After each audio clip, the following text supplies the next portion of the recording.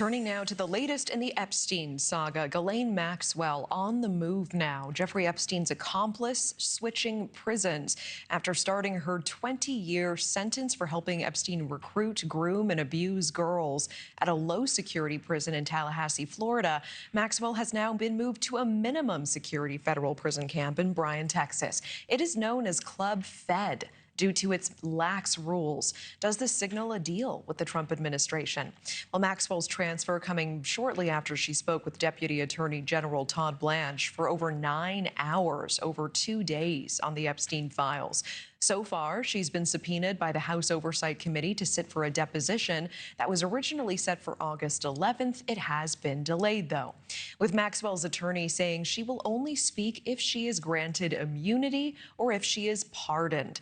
The committee already taking congressional immunity for her testimony off the table, meaning President Trump will have to have the final say. This was the commander-in-chief's response when asked about a potential pardon just days ago. Well, I'm allowed to give her a pardon, but nobody's approached me with it. Nobody's asked me about it.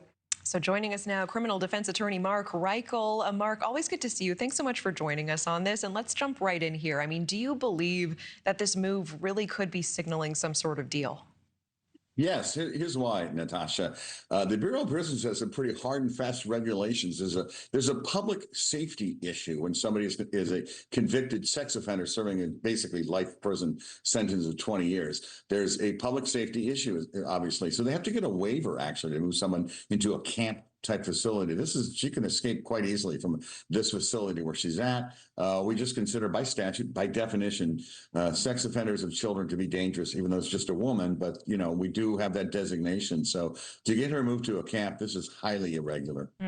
You know, we heard the president say just last week he hasn't really thought about it. But what would a presidential pardon look like here? And would there be a deal in place for her to divulge new information, other information on Epstein and his associates for that to take place?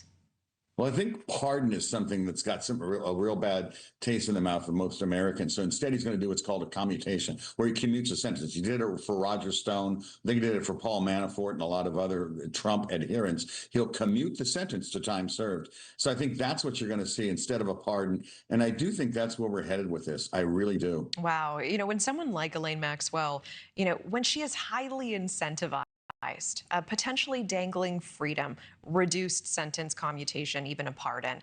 How can the public or a court trust any information that she provides in that scenario? And what safeguards exist to assess the credibility of a person in that position?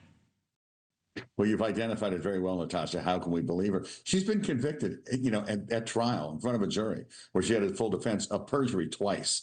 So she's a convicted perjurer. But I think we're missing in here. It's not what she's going to say. It's what she's not going to say. So we don't have to go through a credibility hoops or gymnastics about credibility if she's not going to say something. And I think that's what's really going on here. What she's.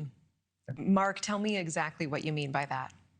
I think she's got information on Trump and several others, actually, that she's not going to reveal or talk about. In exchange, she's going to get a commutation. It's what she's not going to say. And I do believe she has information about President Trump. She was convicted with Epstein. He had just committed suicide before the trial. They were romantically linked. They were co-defendants. Her conviction is for bringing people in from Epstein, who was very, very closely allied with Trump. A lot of these victims came from Mar-a-Lago. So, I mean, you know, this is pretty clear. It's what she's not going to say. It's what's going to be her get out of jail free card. Wow. And it's about President Trump, and it could be some others associated with him. And of course, we don't know this for sure, but if that were the scenario, Mark, is that right? Is that fair?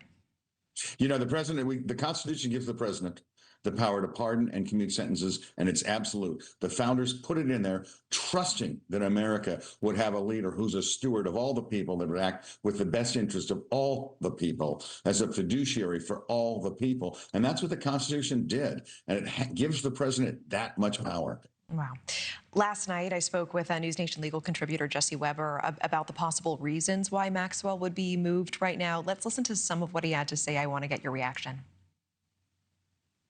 You can look at it in one of two ways. Either A, she provided some very important, interesting information to the government. Maybe they want to protect her, or maybe give her something in exchange, or if it's coming out that she's cooperating with the government, her life could be in danger. And they transferred her to this low security prison, which I will tell you right now, Natasha, for somebody who's convicted of what she's convicted of, they don't go there. Yeah, I mean, any chance that she is in danger and that is the reason she's being transferred? She'd be in more danger where she's going to. She would be in protective custody. There are very secure protective custodies. We have all sorts of people in the witness protection program, dropouts from the mafia, all sorts of that stuff, high-level drug lords that, cooperate, and we protect them in maximum security, and it's called protective custody. Going to a camp does not make you safe. Criminal defense attorney Mark Reichel, always really appreciate the context, the analysis, the time. Thank you. Thank you, Natasha.